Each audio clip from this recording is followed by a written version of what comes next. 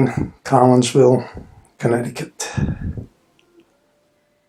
And you served in the Vietnam War, correct? That is correct. And what branch of the service were you in? The United States Army. What was your highest rank?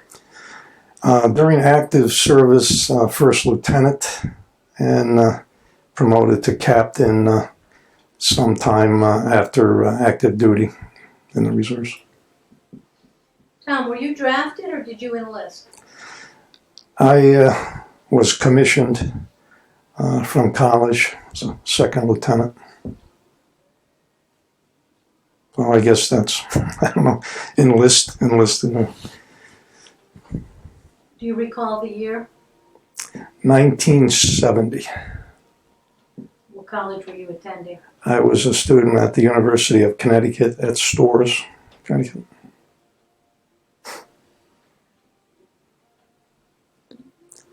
When did you go to basic training? Well, how soon after receiving your commission? Yeah, it was commissioned in February of might have been 1969.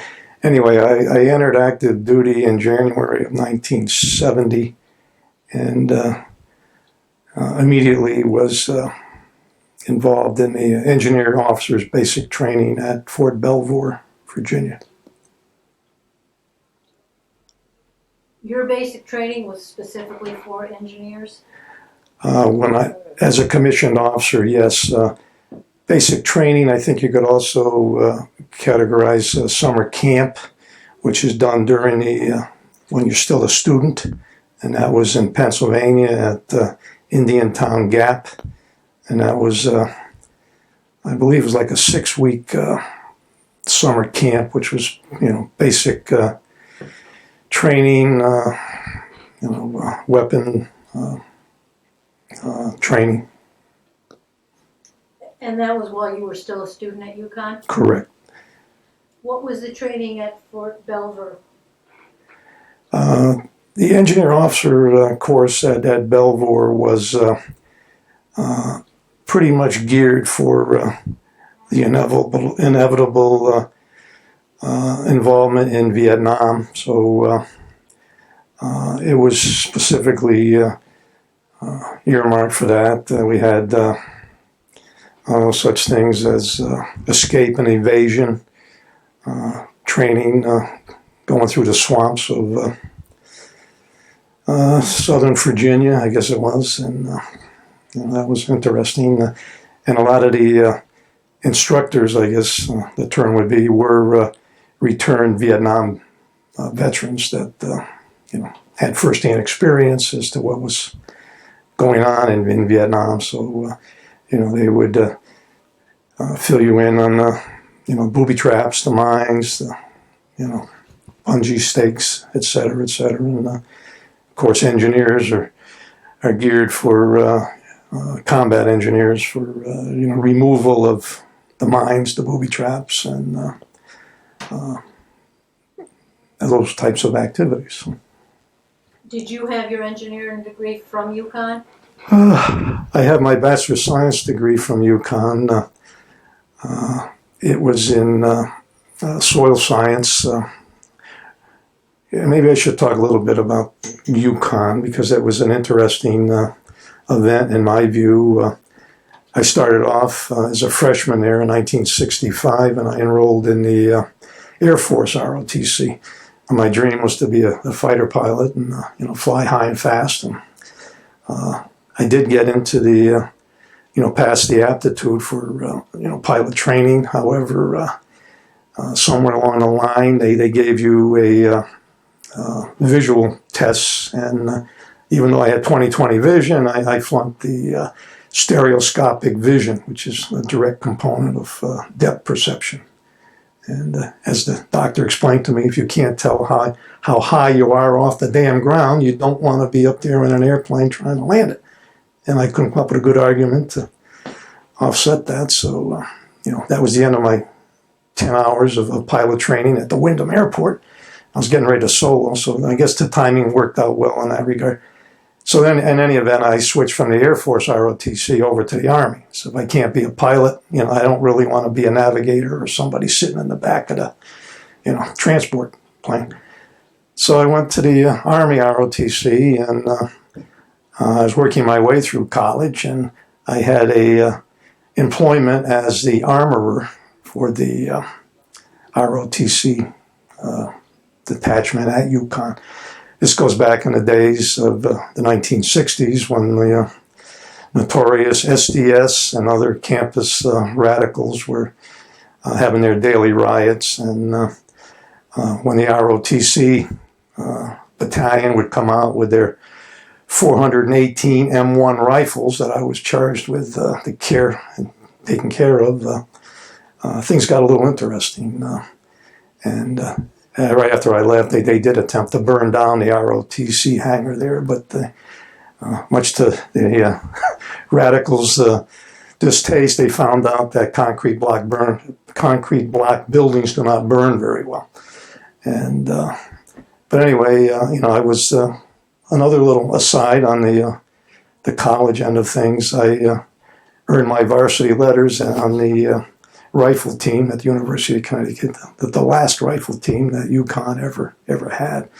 We had our indoor rifle range, and I spent many an hour in there practicing. And so, weapons and dealing with Army life was a daily occurrence. So it was more than just being a student. So I think that's kind of important to point out in that regard. So before I ran off on that tangent, Did you plan on being in the engineer battalion all along? Or did you fall into that because of your training? Well, I guess the short answer is yes, I had that as a desire, as opposed to, shall we say, armor or infantry. The engineers were, again, during my college years, in the summer, I was working for a marine construction company, and it was around heavy equipment, bulldozers, cranes, construction activity. So I had a personal interest in that type of activity, and it made sense to me, and fortunately it also made sense to the United States Army when they were questioning as to what young Tom Shannon wanted to do with his military career, and I says, engineers. And I wound up in the combat engineers, and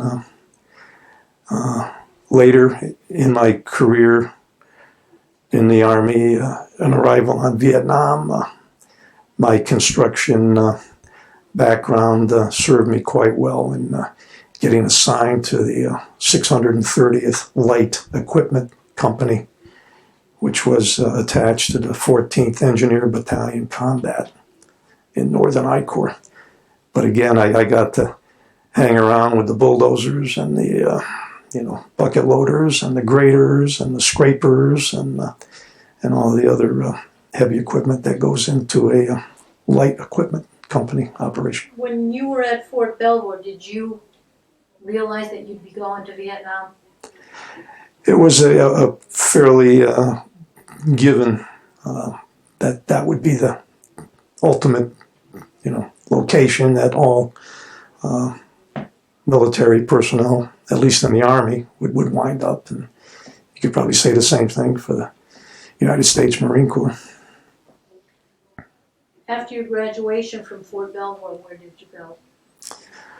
I went to Fort Gordon, Georgia, which I think is the home of the military police and nurse corps. They have a fairly significant hospital there too, at Fort Gordon. Being very close to Augusta National Golf Course, a lot of the military brass, not the least of which was Dwight Eisenhower, spent considerable time there at Fort Gordon in their hospital. And, did you have further training at Fort Gordon? Not really. I was assigned to a support company, which was, I guess as the name applies, was, mission was to support the sort of the administrative operations of the large military detachment at Fort Gordon. And there is one interesting thing that sticks in my mind there while I was at Fort Gordon. It was the home of the Third Army, I think, during World War II, and General Patton was, I guess, the commander at that point. And so they had a lot of tank activity back in World War II, and as a result of that, there's quite a bit of unexploded ordnance floating around, and in our supply building on the desk there was a 37 millimeter anti-tank high explosive round that everybody, because it had about probably 20 coats of paint on it, assumed was just a dud. Well, as fate would have it, one day, as the supply sergeant had his feet up on the desk and was tossing the 37 millimeter shell in the air, he fumbled the ball. It fell down between his legs, hit the concrete floor, and detonated.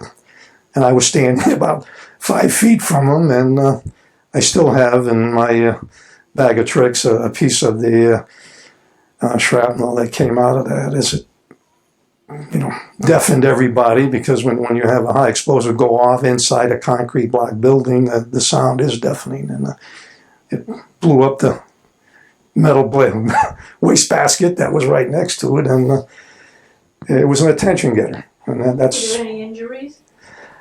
As luck would have it, the shrapnel missed everybody. How or why is inexplicable, but as I've often told people, I'd rather be lucky than smart. And I've gotten my wish throughout life. How long did you stay at Fort Gordon? I was at Fort Gordon, I think, from the time I left Fort Belvoir, which was March, April, probably May. It was right after. I remember everybody telling me that I should have been there a week earlier because I could have seen the Masters golf tournament, but my timing was off. I arrived there like a week after the Masters, so whatever time of year that is. I stayed at Fort Gordon until I got my orders for NAM. I think it was in November, and they authorized. November of 1970? Yes. Which authorized a 30-day leave prior to shipping over. Did you go home for this 30-day leave? I went back to Connecticut for the 30 days. Where did you ship out of? Well, I left Connecticut. A buddy of mine took me down to New London. I got on a plane in New London airport and flew down to Fort Dix, and it was like old time reunion. People that I hadn't seen since basic training were all there the same day for our trip overseas to Vietnam. So as it turned out, we hung out in Fort Dix. The plane was delayed. I don't know what the problem was. Anyway, departure time was pushed back probably about 6-8 hours. Didn't leave there till like about 2,200 hours. We were scheduled to leave, I think, about 1,600. So anyway, we left Fort Dix, and next stop was Anchorage, Alaska. And we landed. This was a memorable landing too. It was in the middle of a blizzard. And the DC-8 that we were on skidded on the runway, and I remember seeing the landing lights on the strip going underneath the wing of the aircraft. I had a window seat, and we were off the runway, and then on the runway, and off the other side of the runway. And anyway, the pilot did manage to bring the aircraft to the gate, and it's probably worth mentioning, a week after this, another DC-8 that crashed on landing at Anchorage. I think there was 8 killed in that event. So anyway, after the plane was perpetually being de-iced because looking out the window, the snow was probably about 6 inches deep, and we only stopped for refueling. We were able to go in the terminal and buy more cigarettes or whatever, and then get back on the aircraft and flying into Japan. Yokohama. I can remember flying over in the landing pattern, looking down, and it seemed like every Christmas light in the world was there, because it was now Christmas Eve day. And from Yokohama, after refueling, we landed in Tansanut, just Longbin. And let's see, I don't think we did stay overnight. It was Christmas Eve, and I remember being in the replacement depot there, which is just a transient area. They had televisions there, and they said, this isn't too bad. Vietnam's not that different than home. And watching Johnny Carson on the television, and everybody's listening to Christmas carols. And I wasn't much in the Christmas spirit, but that lasted a few hours while we got our tropical gear and got out of our Class A's from the United States, and off we went up to the usual trip is those of us that experienced it. After leaving Long Bin, the next stop was Quy Nhon.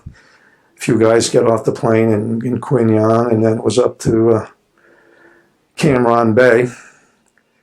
And upon arrival at Cam Ranh Bay, we were going to stay there for a short while anyway. And we were told, because it was Christmas, all activities were off for the holidays. And so I found myself with a couple of my buddies sitting in a transient hooch and feeling profoundly sad, lonely. And, this is not the way one wants to spend Christmas. 11,000 miles away from home, and having thoughts of, geez, wouldn't it be nice to be where I just came from? But anyway, we suffered through the holiday there, and when everybody came back to work on the day after Christmas, I guess it was, time to get back to the airport and continue to march northward, and the next stop was Da Nang. And now we were getting somewhere that I found interesting. Da Nang being a very large port, as was Cam Ranh Bay, extremely large port. My brother, who was in the United States Marine Corps, I knew was stationed somewhere outside of Da Nang. And I said, as long as I'm here and I'm billeted in a temporary building that's almost directly across the street from the headquarters of the 3rd Marine Amphibious Force, I believe it was called, where the brass hung out, I said, I'll be brave. Only a second lieutenant in the Army who's been in Vietnam now for, about 48 hours. I'll go in there and find out what's happening with the United States Marines. I walk in the place, and it's a huge headquarters building, very brightly lit indoors, people all over the place scrambling around, and I walk in, and I see this communication sign, and I knew my brother was in communications. His military specialty was communications chief. So I walked up to a counter there, and there's a Marine Corps gunnery sergeant sitting there talking on the landline. And I'm standing there in front of him for maybe 10, 15 seconds. And he looks up and puts the phone away from his head. And he says, what can I do for you, Lieutenant? I said, well, it's a long shot, but I'm looking for my brother, who is a Marine. And I said, Gunnery Sergeant Daniel Shannon. Got any idea where I might begin to look for him? He puts the phone back to his ear, and he says, somebody here wants to talk to you. He hands me the telephone. This is a true story. My brother was on the other end of the landline. Now keep in mind, I just traveled 11,000 miles, and there's hundreds of thousands of Marines in Vietnam, and I happened to go face to face with a guy who's talking to my brother at that exact point in time. I find the odds of that about the same as me hitting the $1 billion ladder. So anyway, I told my brother, I said, no, this is Lieutenant Shannon, and I request you get your ass in here and pick me up because I'm about to go AWOL. And he said, tomorrow morning, as soon as, right after the mine sweep, I'll be there, because he knew where I was. I said, as long as you know where I am, because I don't know where the hell I am. And the next morning, he drove in his Jeep and picked me up, and I went out to his fire base. I think it was Hill 10 or Hill 65, one or the other anyway, and I just went. It was nobody really knew. I wasn't assigned anywhere, so I knew that I wouldn't be necessarily missed too much because I had no specific assignment to do anything. So anyway, I went out to his fire base and spent a couple of days with the United States Marines, 1st Division, and they presented me with a sweatshirt, Guadalcanal, 1st Marine Division. All I can say is a hell of a great bunch of guys, and of course my brother was one of them, and he and I had a discussion over who was going to leave Vietnam, because since World War II, with the Sullivan brothers, with the 5 brothers all perished at the same time, they have I don't know if it's a regulation or what it is, but anyway, all the surviving males in the family can't be in the combat zone at the same time. I told him it was his second tour there in Vietnam. Of course, he was what you'd call a lifer. He was a career enlisted Marine, and I was a reserve officer in the Army. But I said, I'm an officer, you're enlisted. I'll probably get a much better job than what you have. Shows you how little I knew. Second lieutenants are quite expendable. But anyway, I told him it wouldn't be fair to, our family, mom and dad back home, if, one mortar round or one artillery shell took us both out, which was quite likely when we're standing shoulder to shoulder. Should there be a hit. And his base had been rocketed a couple of weeks prior to that, quite close to where the NCO tents were. I talked the Marine officers to allow me to stay with the non-commissioned officers because of my brother's connection there, rather than stay into the officers' billets there. So anyway, a couple of days of that, and he wanted me to stay for New Year's. I told him, I said, they're going to miss me sure in hell if I extend my luck too far. So he took me back to Da Nang, and I continued my trip northward, and they flew me up to Quang Tri. And this was, I believe, New Year's Eve. And once again, everybody's in a celebratory mood except me, landing at Quang Tri in the middle of a monsoon, cold and wet, and just before dark. I think it was around 1600 hours. And again, not knowing where the hell I'm heading, walked out of the airport and across QL1, it's the main road north-south in Vietnam, and into the Quang Tri combat base, and somehow wandered my way over to where the 14th Engineer Battalion was located, and reported in to the executive officer there. And he was already celebrating New Year's Eve, and opened up the lower drawer on his desk and wanted to know if I wanted a little eye opener. I said, no, it's a little early in the day. But anyway, that was my initiation to where I was ultimately going to have my home for the next, my Vietnam tour. Then you stayed at Quang Tri for the rest of your time in Vietnam? No. How long did you stay there? I stayed there until my unit was deactivated, which officially I think was in August, but the unit ceased to exist as an operating unit in around June. So we're looking at a period of approximately 6 months, thereabouts.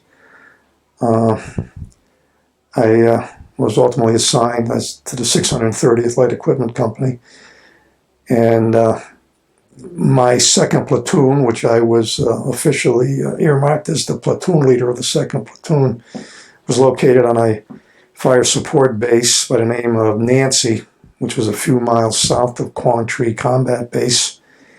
And my Jeep arrived to pick me up and deliver me down to my second platoon, which it was not in the common sense of those of us veterans that are familiar with the company setup. You have first, second, third platoon, you have a headquarters platoon or whatever, and everybody acts as a unit.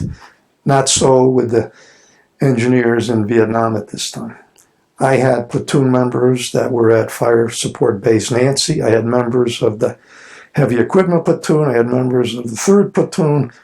Consequently, some of my 2nd Platoon was located at fire support bases up along the DMZ, Charlie 2, A4, Fire Base Barbara. We were, what it amounted to was, you could almost vision it in the civilian life as being a construction company consisting of heavy equipment, including dump trucks, bulldozers, graders, scrapers, bucket loaders, cranes. And if somebody needed a crane for a specific purpose at a certain location, off it goes, along with the operators of that piece of equipment. And, bulldozers were probably the most prized possession in all of Northern I-Corps, in my opinion. Everybody wanted a piece of the bulldozer because they were the piece of equipment that could do pretty much anything you wanted it to do. It could dig you a hole, it could bury things, it could push things up, it could remove vegetation, and that's pretty much the duties of the bulldozer operator. Tom, did you have prior experience with heavy equipment? I did in my civilian life and in college. So you knew what you were doing. What were your duties as the officer for the 2nd Platoon? What was your day-to-day life like? Well, every evening I would go to the Tactical Operations Center, the TOC, to get the briefing as to what the next day's operations were going to consist of and who needed to be where, when, and what you were going to do. And I would go back to my platoon and pretty much pass the word down. You guys are going to leave here at 0630 and you're going to go someplace and do something. And the daily mission was pretty routine. My mine sweep was always activity number 1 in the morning. I think that was pretty universal, probably throughout most areas in Vietnam, or at least in the areas I'm familiar with. And the mine sweep would consist of the guys in the front with the mine detectors, and behind them would be the bulldozer, which was what we would call a proofing vehicle, the purpose of which is to locate any mines that the guy with the mine detector missed. And the way you detect them is by detonating them. The reason why the bulldozer was chosen was because, based on experience, the bulldozer was the heaviest and toughest piece of heavy equipment that could take the explosion from your typical mine, if there is such a thing as a typical mine, which probably would be the 60-pound plastic anti-tank mine constructed in either Czechoslovakia or East Germany, as I recall. That was your standard mine, if you want to look at it that way. However, in addition to that, any old artillery shell with a detonator of either command detonating, which was the worst of all worlds, because that meant that some little enemy soldier would be there with his wires connected to a battery, and when he saw what he wanted to eliminate, he would touch the wires to the battery and up it would go. For example, one of the duties that we would do occasionally, because Fire Support Base Nancy was the home of many artillery batteries, everything from 105s to 155s to 175s and 8-inch howitzers. The heaviest artillery that was in the inventory of the United States Army at that time was located at that base. And one of the things that we would do occasionally was what we call switch the guns. We would take a 175 millimeter self-propelled gun from Fire Support Base Nancy and switch it with the 175s up on Fire Base Barber, which was up on a mountain in the Annamite Escadrille, which was the mountain range overlooking the Ashaw Valley. And the artillery located at that point would have no difficulty in firing into Laos or any point in the Ashaw Valley. It was a very high priority fire base. So anyway, the 175s can only fire a very limited number of rounds through the tube before it has to be replaced, which means take the barrel off of the gun and put a new barrel on there that has the correct rifling, a new barrel. So anyway, in order to do that, you take the old gun and run it back to where we were, where they had the maintenance capacity to switch the barrels, and to take the new gun and run it up. So just to prove my point is the old gun has no problem, comes back from Fire Base Barber to Nancy without any difficulty. The new gun, that's the one that's ready to roll, hits the command detonated mine. Whoever, he knew, well, why blow up an old gun when you can get me a brand new one? So that's what happened, and it blew the gun to Kingdom Come along with everybody that was on it. Such is life in the combat zone. I mean, that had an impact on me. I said, they're after the guys they want to get. Why would they want to get little old me? I'm a pretty low priority target. Me and my Jeep. When you can blow up a brand new 175 millimeter gun for the same price of doing business, so to speak. But anyway, I mean, that's just one of the things you pick up along the way. But how big was your platoon? Like, how many men were in it, and how big was it equipment-wise? Well, a light equipment company, LE, if you go to the what they call the TO&E, the Table of Organization and Equipment, would dictate that the company would consist of about 586 people, as I recall. 3 line platoons, which would have 1 or 2 Delta 7 Echo, which is a Caterpillar bulldozer, a couple of loaders, a couple of Laterno Westinghouse graders, I believe 3 290 scrapers, and I don't know, maybe 5-ton dump trucks. And the reason I'm a little fuzzy on this is because, once again, nobody worried about, is the 2nd platoon or you 3rd platoon.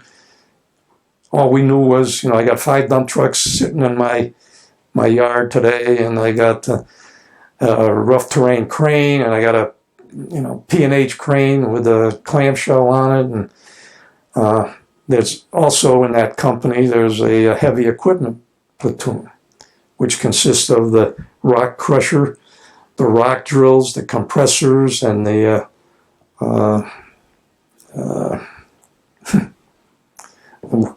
escapes me right now, the generator to operate that, along with a 40-ton shovel front to excavate the blasted rock that you're going to run through the rock crusher. As long as I'm mentioning that, I might as well get into what happened to me for my birthday, which was in January. It was the essentially the invasion of Laos, which was codenamed Operation Dewey Canyon 2 and Lamsam 719. And once again, as fate would have it, the 14th Engineer Battalion was earmarked to spearhead the invasion. And this was an exciting time.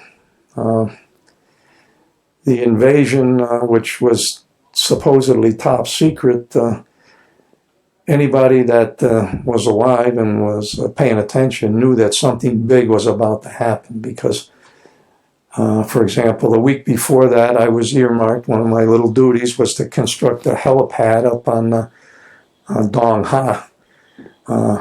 And, this was a large helicopter pad.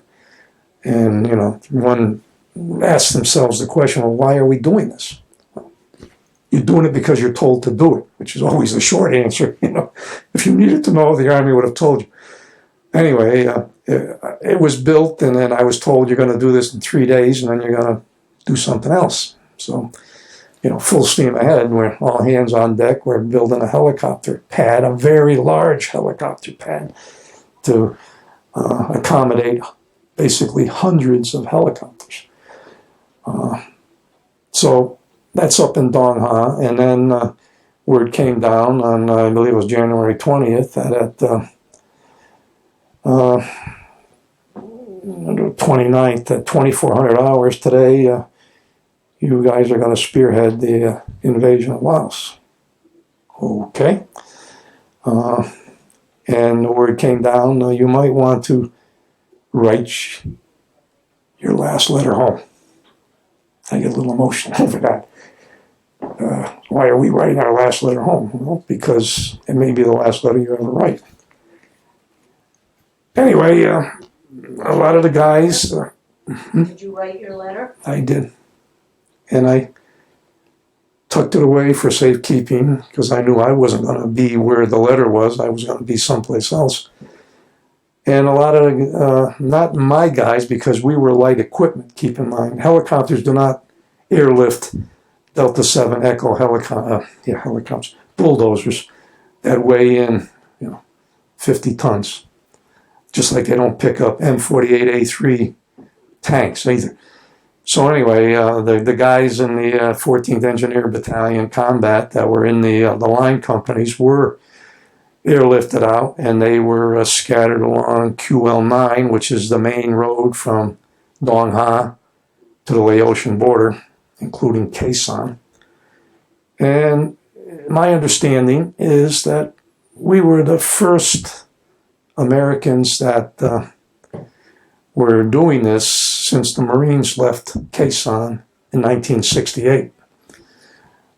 Everybody always hears about the Marines and the siege of Khe Sanh, the 77 days. And, that was another part of the Vietnam War, obviously, a memorable part of it. I wasn't there for that, thank God. I don't feel left out at all. For all you Marine guys that are saying, how... I have friends of mine that were there for Khe Sanh. One of them that was seriously wounded at that event. But anyway, we were going back, and our combat engineers were building Bailey bridges. And the next morning at dawn, I came up with the land part of the operation. Again, bulldozers in the lead, and we were going down QL9, pushing back filling in the bomb craters because it had been heavily carpeted bombed after the Marines left there. And we, try to make a long story short, basically reopened QL9, which was the main supply route for the invasion, which was like the phase 2 of this operation, which was the Lamsam 719, due to the political aspects of the whole Vietnam War. U.S. ground forces were not allowed to enter beyond the border of Vietnam. our allies, the Vietnamese, would pick it up at the border and then go into the Laos to basically cut off the Ho Chi Minh Trail supply lines that the NVA were so well versed in running supplies down into other areas of southern Vietnam. Obviously, the strategic part of all of that was well above my pay grade, as the saying goes. But my duties were more along the lines of keep the damn road passable so that the cargo trucks can carry the munitions that are necessary for a major operation. And we had Vandergrift, which the Marines will recognize as being the name of a major base there, named after General Vandergrift from World War II fame. And then Quezon. We called them Foxtrot Sierra Alpha 1 and Foxtrot Sierra Alpha 2, which civilian terms is forward supply area number 1 and forward supply area number 2. And these areas were where the Transportation Corps would convoy from basically, I believe, Da Nang, Quang Tri, up to Dong Ha, down QL9, and they would offload, reload, whatever. The road was not the paving part of the operation ended, I believe, near Vandergrift, and after that it was a dirt road. And my mission and my men, we were located at what was called a small engineering detachment in a place called Kalu, which is right at a bend in, if you look at any map of QL9, you'll see a very sharp hairpin turn, and right along the river, which I think is the Quang Tri River. And we were, located there. And the Marines had been there before us, and that became all too evident one day after we'd been there for, I don't know, a day or two. I got a radio message from one of my sergeants saying, "Lieutenant, you better get down here. This ain't the way we thought it was going to be." And I said, "All right." And I drove down the road a mile or two where we were building a motor pool. And my grader operator was turning up Marine mines that had been planted there by the Marines back in '68. Oh, okay, bad idea. We're not going to do what we thought we were going to do, which was very typical. And come to find out, Marine mines were everywhere. Both sides of QL9, all over Quezon, all around Kalu. One of the memorable events of my life, it gave me a feeling like I can't begin to describe it. Unsettling, I guess it comes close. A buddy of mine was a lieutenant. He and I go back. And I don't know how, why, or anything else, but anyway, he probably talked me into it because he was a little more, I don't know, unusual, I guess. Be kind to him. So let's go down this trail here. So anyway, we walked down this trail for a ways, and I said, I don't know what this is all about or what you're thinking. I said, but I think I've gone about far enough. I said, let's go back to where we left the Jeep along QL9. So in order to not go back the same way we came, we took a shortcut we were sort of parallel to QL9. Just as we're getting near QL9, I trip on something. I look down and there's a rusty strand of barbed wire, and attached to the rusty strand of barbed wire is the triangle skull and bones with the word mines on it. And it was on the friendly side of the minefield. You never tell the enemy where the mines are, but you tell the friendly side where the mines are. So doing a 180, looking back where we just walked from was where the minefield was. We had just walked through a Marine minefield. And just about the same time when I stumbled on that wire, I heard a large explosion about 50 meters to my right. And paralleling where we had just walked was a Vietnamese squad walking through the same minefield. And one of their unfortunate guys stepped on a mine and detonated it. Blew his leg off. I believe he died before he could medevac, and he bled to death. So, that sticks in your memory. It's not recommended to walk through a minefield, even if it happens to be 3 years old. And again, going back to what I said earlier, I'd rather be lucky than smart. I was lucky. Another thing that happened, I think it was day one when we were there. We just arrived, and I was starting to set up our base camp and getting all the, before dark. I wanted to have my men positioned we were pulling our own security on the perimeter there, and we were getting that organized, and out of the blue, and I do mean the blue, here comes a helicopter, basically a controlled crash landing right on top of our position. And we were in the process of trying to set up our tents, and he blew the tent off to Kingdom Come. Anyway, the pilot jumps on.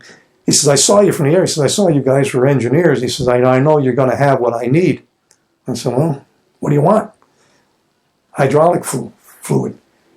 So I took some damage somewhere in the system, and I'm overheating. He says, I know I couldn't make it back to Dong Ha, but, I made it this far. He says, I think if I top off my hydraulic tank, I'll have enough to get to where I can get back to the maintenance guys, and they can, fix it.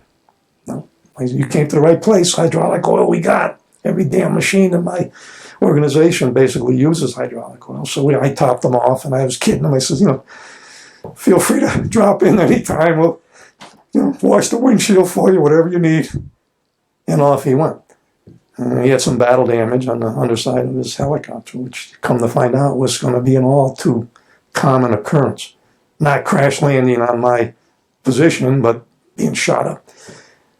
So anyway, after I got over that little event, a few days later, I got the word that they were shipping up a rock crusher, and I was going to have the privilege of having that under my operational control. And again, we were going to the daily tactical operations center operation meetings, and I was told that a friend of, I used a friend loosely here, a civilian under government contract who hung out down in Saigon was going to arrive the next day to enlighten me as to where I was going to get the rock to run through the rock crusher.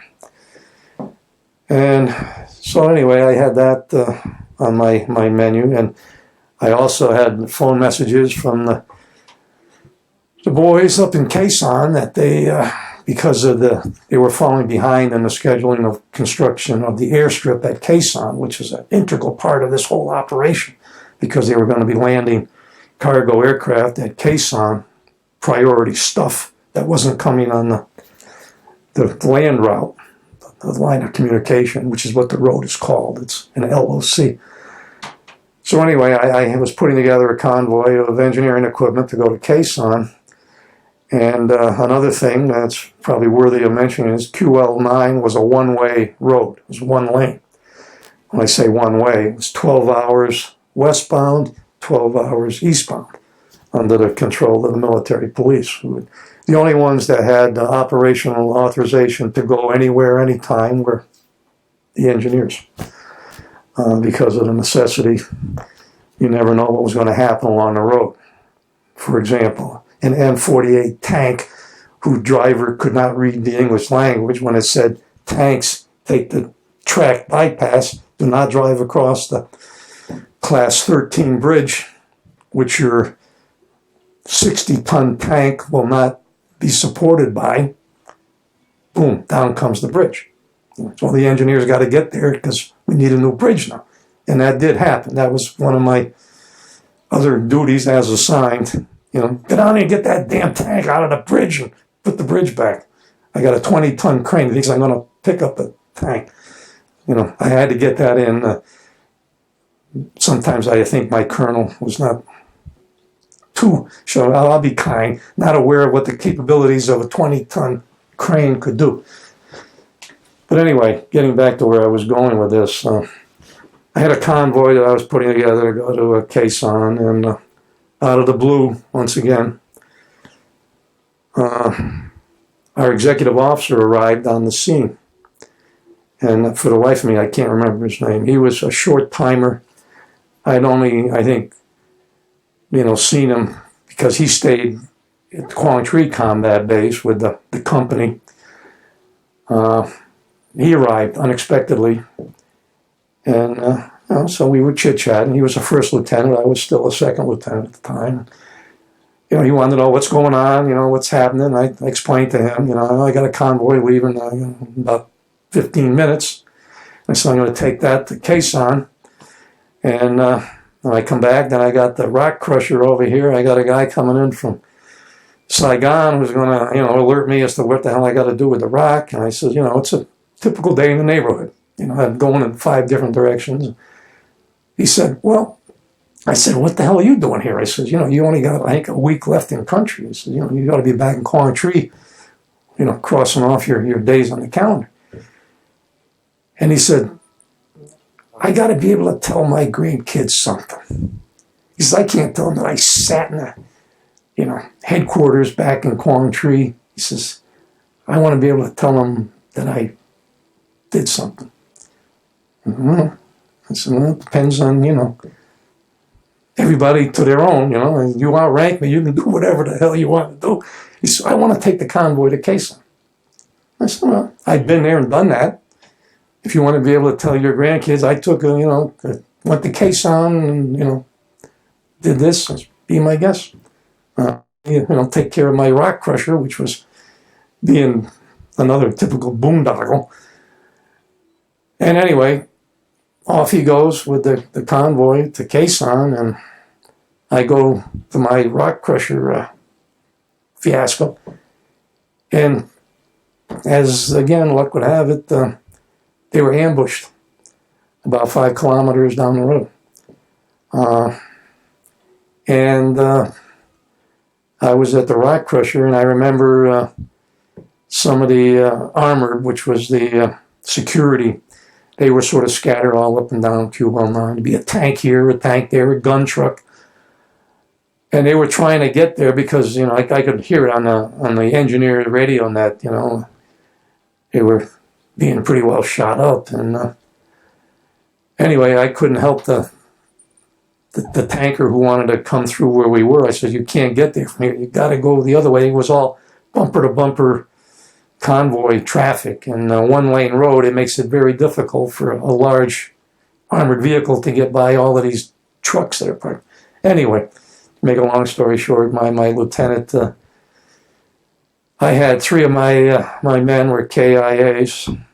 Took an RPG, and my lieutenant friend who was there was shot in the leg. Unfortunately, he was laying down when he got shot. I guess the bullet went through the bottom of his foot and up the leg. He was medevaced. He got the Silver Star out of it. I never saw him again. As was typical with severely wounded people, you never saw them again. I mean, they would medevac him right to the 18th Surgical in Quang Tri, and then off to the, hospital down in Da Nang or Japan or wherever. And that's where he wound up. Again, you can't try to overthink it. I mean, it's just, I go here and I'd get my guys that would argue over who wanted to go where when. I said, no, this isn't, we're not doing this by negotiation or discussion. You go there and you go there. And, whatever problems you got with that, that's your problem. That comes with the rank.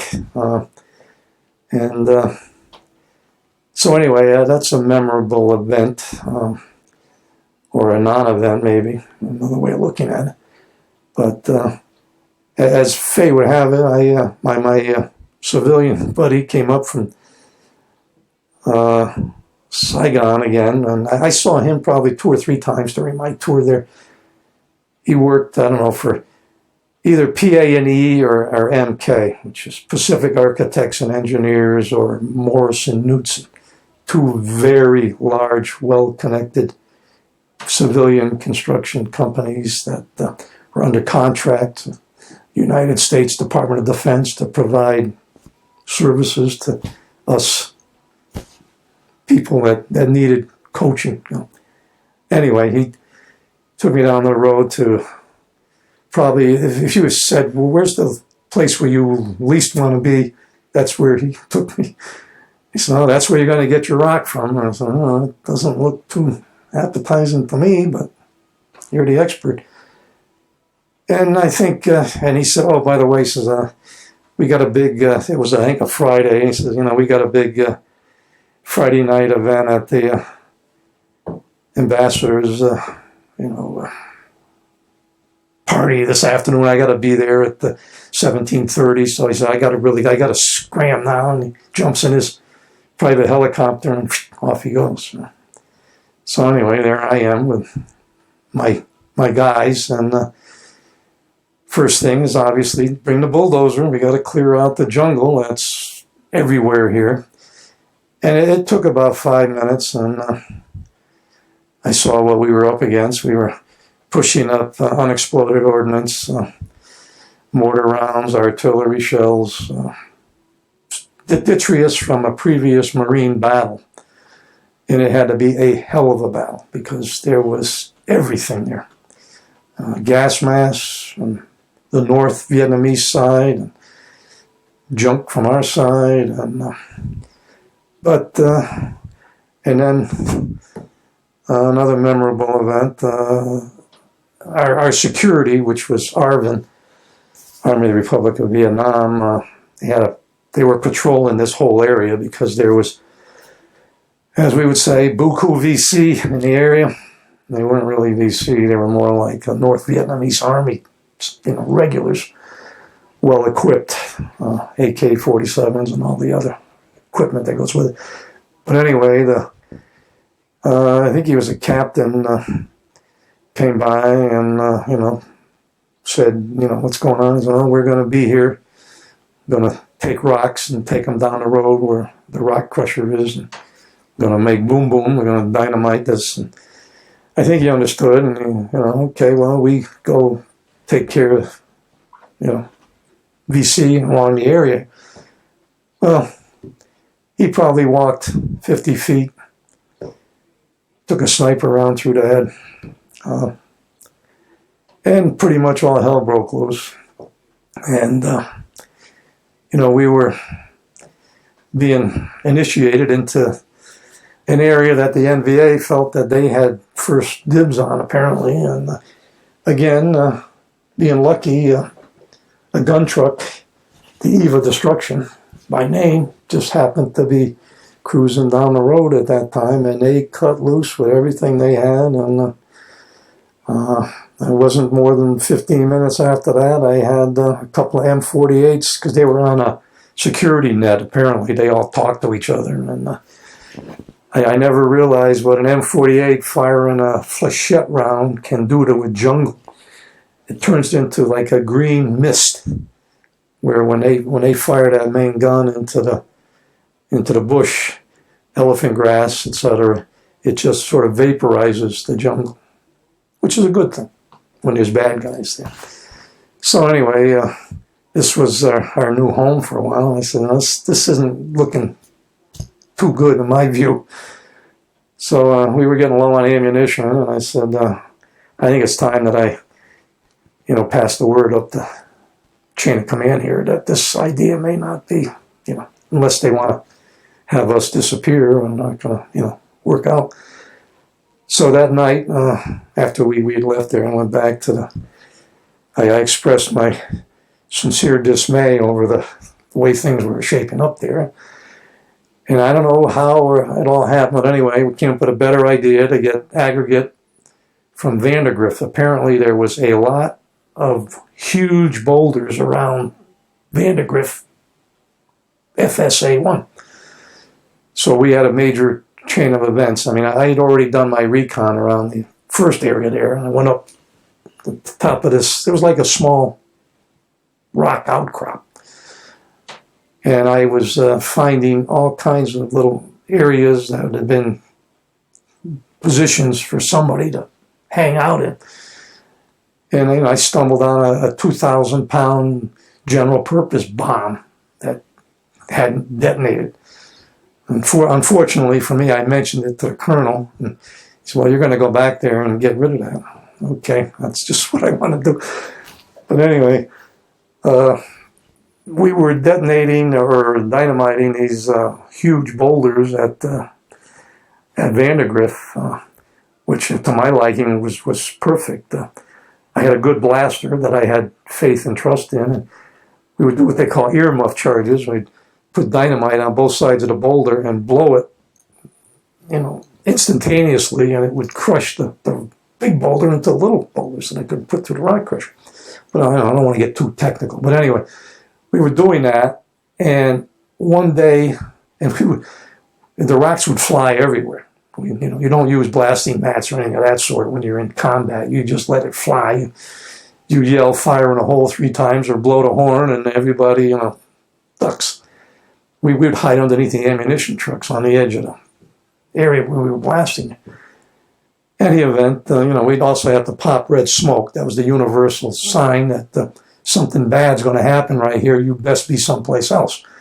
Well, as luck would have it, we would detonate using electrical detonator caps, which you can just, fire with a detonator. Well, we ran out of electric caps, so I had to start using time fuses, which I didn't like one little bit, but you got to do with whatever the government provides you. So we would use detonating cord and time fuses. You just cut off a piece of fuse and light it. And it's like you see in the movies, the Old West, it's burning up. Well, you run back, you yell and pop the red smoke, and you just sit and wait till that fuse goes down. There's not a damn thing you can do. Nobody's going to run up there and pull the fuse out, unless you got a death wish. Anyway, one day I'm doing this, and I see this helicopter flying about 20 feet off the ground. He's flying right into where this thing is going to detonate. And the pilot, at the last second, saw the red smoke, and he does an evasive 90-degree turn, and he just, whatever you do in a helicopter, to floor it and get the hell out of there. And just as he did that, kaboom. Well, I found out later that helicopter had the commanding general of the United States operation for Laos in it. It was the #1 guy. 3-star general, Lieutenant General Sutherland, I believe. I don't know that for a fact, but I was told it was the CG's helicopter, and that would have been the end of Lieutenant Shannon's career by far. I would have gone down in history as being a lieutenant that blew up the commanding officer of the... Anyway, that gives me a little shakes. It was bad enough I almost killed the MP that was down there stopping traffic for me when a boulder about the size of a beach ball landed right at the foot of his little Connex. So anyway, that was what was happening up there at, Operation Dewey Canyon 2. The things that stick in my mind anyway. And how did that Lamson operation progress? Did you stick with that and continue into Laos? Well, U.S. forces were prohibited from entering the Laotian sovereign territory, so we had to stop at the border. And we had, quite frankly, plenty to do between Laos and, the South China Sea. Things did not go well for our allies in Laos. The NVA took great exception to being intruded upon, and depending upon which political spin, I guess you want to believe, it was a victory for our side or a victory for their side. It's the old story: declare victory and pack up and get the hell out of there. That was sort of the way I viewed it. I would, from our standpoint, for those that might be interested, there is a book, Into Laos, that, matter of fact, I'm mentioned in there. Not by name, but I am the, let's see if I can find it real quickly here. There's a couple of times in here where, oh yeah, here it is. This guy, Maelstrom, who I guess is the one that's mentioned in this book, explained the situation to the young lieutenant, which is me, in charge, saying he needed 3 dozers to scrape away a 300 by 200 foot area that the mine sweepers had okayed. The lieutenant, again, me, knowing his business, which I appreciate that, said one cat could do that in an hour and detailed one of his spec force to follow Maelstrom back. The kid cleared the area in the northwest corner of the checkpoint intersection. This was down at Vandergrift. They were looking for areas to stockpile more of their supplies. That was one of my little things. I mean, I was getting, they saw engineers. Everybody wanted a piece of the engineers, no matter what the hell it was. And one other thing that I should point out is, again, I'll blow my own horn. This is General Sutherland, who was the commanding general, the one that I almost eradicated. Thank you, Lord. And here's a little quote I'll just read it. Sutherland was most impressed by the combat engineer effort along Route 9, which in 2 labor-filled days had made the whole operation possible. And this is a quote from General Sutherland. One of the many parts of Dewey Canyon 2 and Lamsam 719, which I continue to recall with professional pride and admiration, Sutherland said, was the performance of the 45th Engineer Group with its 2 battalions, the 14th, which is where I was at, and the 27th. Other than I, there is probably no person who participated in the operation who can really appreciate the contribution of those engineers. It was the most outstanding performance that I observed in my 34 years of service. The sight on D-Day was magnificent to behold. A steady stream of helicopters moving engineer equipment, culvert bridge sections from the rear areas to the front. I rest my case. How long did you stay there? Until I was told to leave, pack up my rock crusher. Are we talking days, weeks? Months. The operation, I think, again, would be above my pay grade. But we started in the end of January, and I believe that the operation ended sometime in April. But again, my memory just for dates. Did you stay there at Vandergrift and at the Laos border until April? I stayed there for the entire duration of the operation at Kalu. There was an ongoing need as things, progressed. When you get hundreds of cargo trucks driving on a dirt road on a daily basis, potholes are, a very common occurrence. And then bridges and whatever needed attention.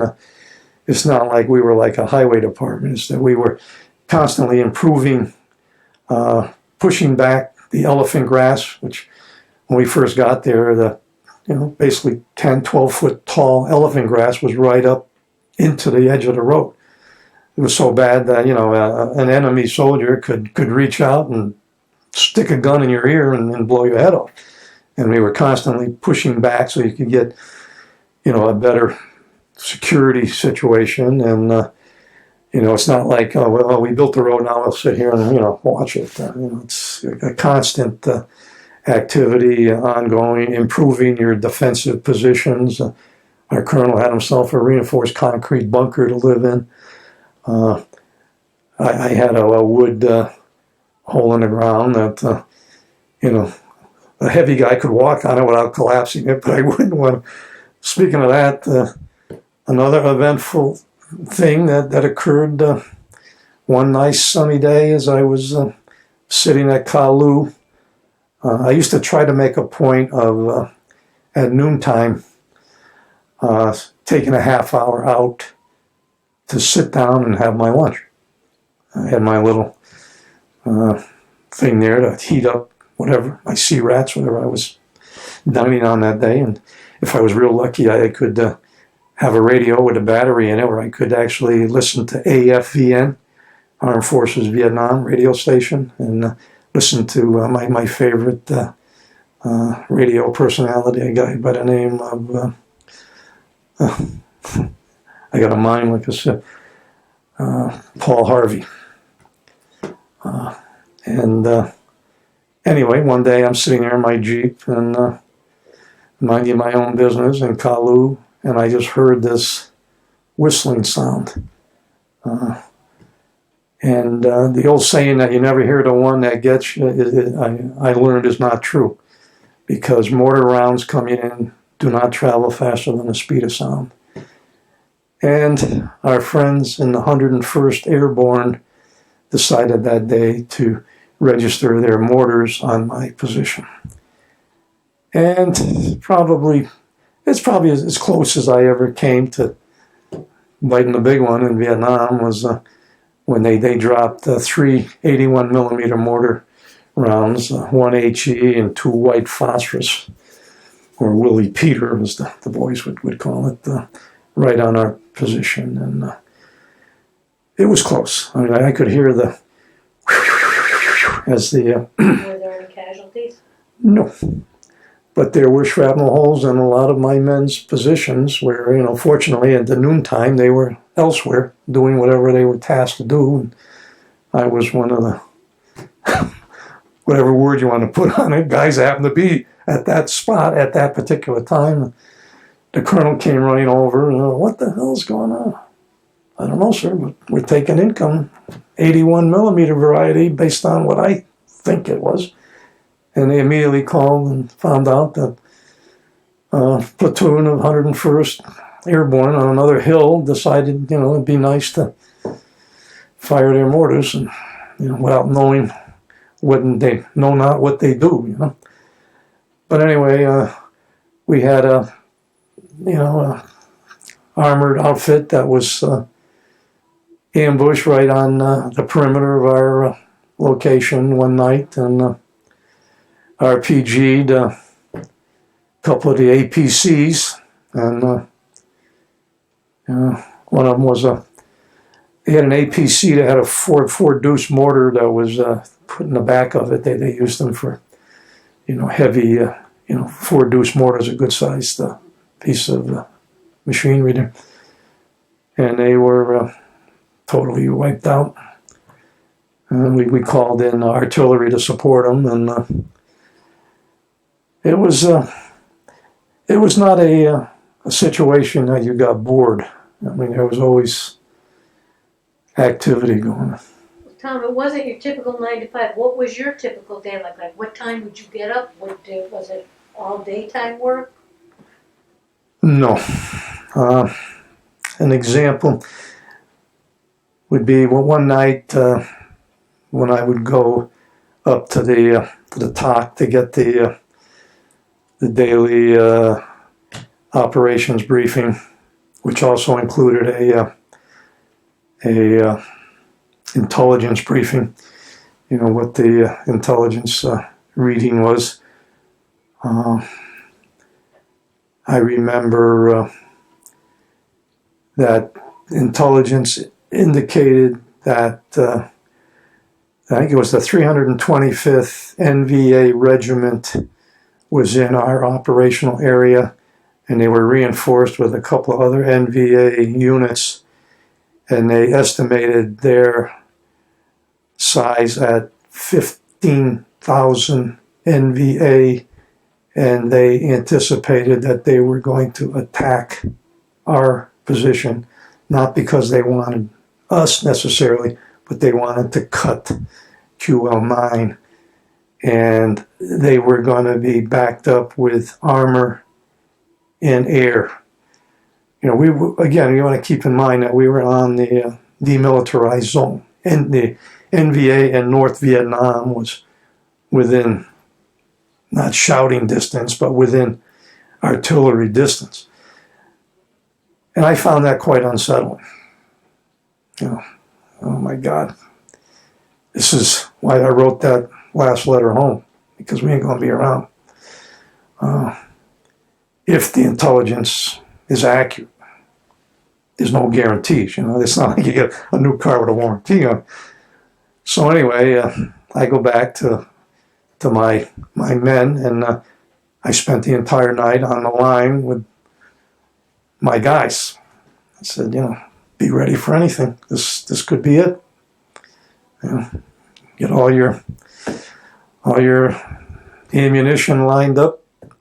I want the machine gun able to circle 360 degrees like I would typically set up my defensive positions. I didn't rely upon the guy on the other side of the perimeter to necessarily have my back, even though, he's going to be there until he gets overrun, and then they're coming for me, or they come, you just don't know. So anyway, as one of my favorite songs with the line was, help me make it through the night, we got through the night. And, daylight comes up. My guys were edgy, they were ready for, rock and roll. But then you got to go up and do a day's work. Well, as my luck would have it, I was not lucky that day. I remember walking in, and I hit the bunk, and I laid back, and just at that time, the colonel's walking across, and he sees me. So I get my ass chewed out, what the hell are you doing? You're supposed to be out working. He didn't want, there's no excuses, you didn't want to hear that I just spent the last 10 hours, walking on the perimeter trying to keep my guys, alert and ready to go. But anyway, that's what happens when you're in those situations. And, it's pretty hard to come up with what's a typical day. That's one thing I found interesting about being an engineer. I don't know if there is such a thing as a typical day. Some days, I guess, not so much when I was involved with Dewey Canyon 2, but we were down at, for example, I took a day after we got through that, enemy 15,000 person attack that may come any minute. I decided that it was time for me to take a day to go down and check on my guys that were still down at Fire Support Base Nancy. My entire unit was, again, scattered all over hell. Just because you got a major operation going and invading the layout of Laos doesn't mean that you don't keep the road between Nancy and Barbara operational, and the guns down there are part of your operation, because when you understand what fire support bases are all about, they're about interlocking fire. The guns that are on your fire base are totally useless for your own defense. I remember one day talking to an artillery cannon cocker.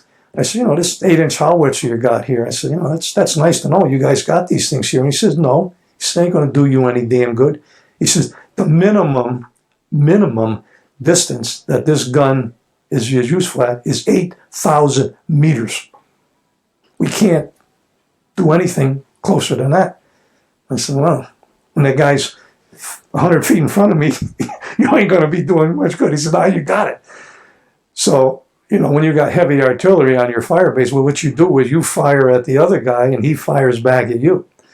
So the guns up on Fire Base Barbara, which were, I think, maybe 12 miles away, if we got attacked, they would be firing back at us, not at us, but in our defense. So that's the way. And these all were, somebody had the brilliance to know where everybody was and the coordinates and all of that. So anyway, I go back to Nancy, and one of my good lieutenant buddies who was in S3 in operations at Quang Tri was having a very bad time of it. I spent a couple of days there talking to him, and he was, psychologically, he was not good. I mean, I'd seen it before. And, I tried to do what I could to, boost his spirits and, encourage him that, things may not be as bad as you think they are, but they were.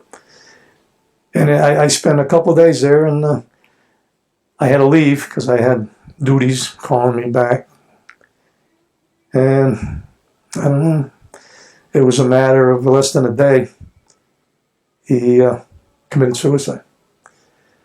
And it took the whole, he was a popular guy, everybody liked him. And so we had a ceremony back there, and I grabbed the helicopter ride back. But, that was not a unheard of occurrence.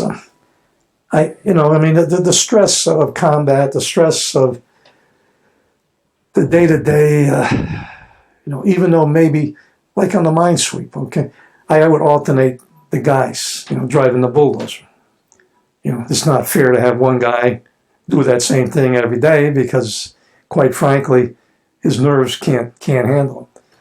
And one day, this guy's number came up. I said, it's your day to take the dozer. No, I don't want to do that. So I said, you know what you're saying? You're disobeying a direct order in the face of the enemy. Yeah, I'm not going. No. Okay. I said, the first day I was here, I told you guys, I will never order you to do anything that I wouldn't do myself. And I said, now I'm going to prove it. I said, when I come back from the mine sweep, I want you and all your baggage. You're going with me up to the battalion, and I'm going to have you court-martialed for whatever the proper term is, desertion or disobeying a direct order in combat. So I got on the bulldozer and did what I, put the headphones on and, let's go. I started a dozer and I drove it probably, 100 feet. He changed his mind. Lieutenant, I'll go. I said, no, you won't. I said, you said you're not going to go. He begged. Please, I beg, let me go. Don't ever pull that shit again. You got your one shot. So I got off the dozer, he got on, and life went on. It was the only time I ever had one of my men pull it. I think he was into drugs. But, another example, what a typical day is. Well, a typical day, I was driving in my Jeep. I had a Jeep driver that day. And my driver, unbeknownst to me, was a drug user. And he was whacked out. And I didn't pick up on it. I was too busy with my own thoughts. I'm sitting in the passenger seat. He's driving. We're going down QL9. And again, keep in mind, one way. And I think it was the Kamlow Bridge. It was the highest bridge on the whole road. It had to be at least 100 feet up in the air. And typical one-way bridge, no railings, just, you can look over the side of the bridge and it's a long way down. And the traffic's coming the other way. And each end of the bridge, there's an MP in a bunker that directs traffic, and the traffic is going the way that we're not going. Well, this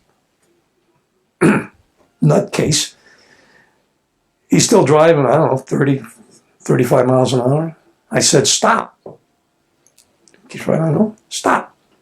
I pulled out my .45 and I shoved it into his ear. I said, I won't say what I said, but I got the message that I wanted him to stop. Well, by that time, he runs into the truck that's coming off the bridge, hits it in the rear axle, snaps the axle off the truck. He hit it so hard. We ricochet off onto the edge of this bridge that's 100 feet in the air or more, I don't know, and it's doing this, my Jeep. I'm on the side looking down.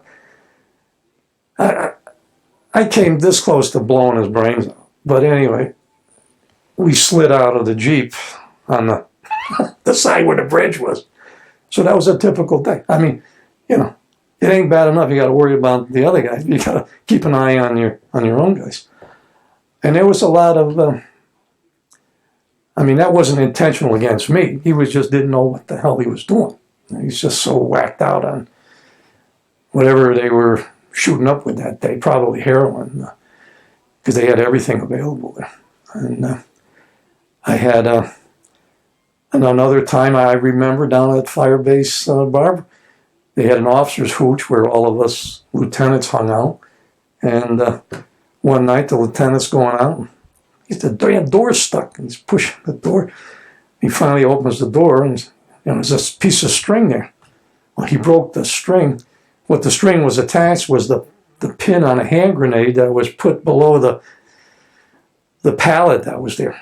Well, somebody was trying to send a message to the lieutenants that, we don't particularly care whether you live or die or something. I don't know who they were after. I find it hard to believe they were after me because I didn't have anything going with anybody that I was aware of. But anyway, because whoever set it up didn't pull the safety ring out far enough on the hand grenade to make it easy to pull it out, which would have, probably would have killed that guy. But anyway, that was what happened with that. And, they would. One thing about engineers, they all are trained in explosives and booby traps, so they have every opportunity to make your life short. One of the things that we did routinely, or what I did, was it got so bad that the American troops were not allowed to have hand grenades, only the Vietnamese, which is totally asinine because when you are basically integrated with the Vietnamese, they were in my dump trucks in the back, or our security. We'd load them up in the dump trucks, and they all had hand grenades, many different kinds of hand grenades. And if I wanted a hand grenade, I could either say, I'd like one of those hand grenades, or here's a cigarette, and he'd give me all of his hand grenades, okay? So anyway, my point is, I would caution my operators, because it had happened, not in my outfit, but other operators have hand grenades in their toolboxes. When you're on a bulldozer that's vibrating and bouncing around all day, it's not unheard of that the hand grenade, the pin would come out of it and the thing would blow up. So the smart thing to do would be don't carry hand grenades in your toolbox on your bulldozer. So I would go around periodically, open up the toolboxes, pull the hand grenades out, put them in the bag. Well, I had a big bag of hand grenades. Again, my buddy who invited me to walk through the Marine minefield has another brilliant idea. One day, let's go fishing. All right. It's a nice sunny day. We had nothing particular going on that day. So we decided to go fishing. He somehow, again, I don't know how we got our hands on this, but he had a 2-man inflatable raft.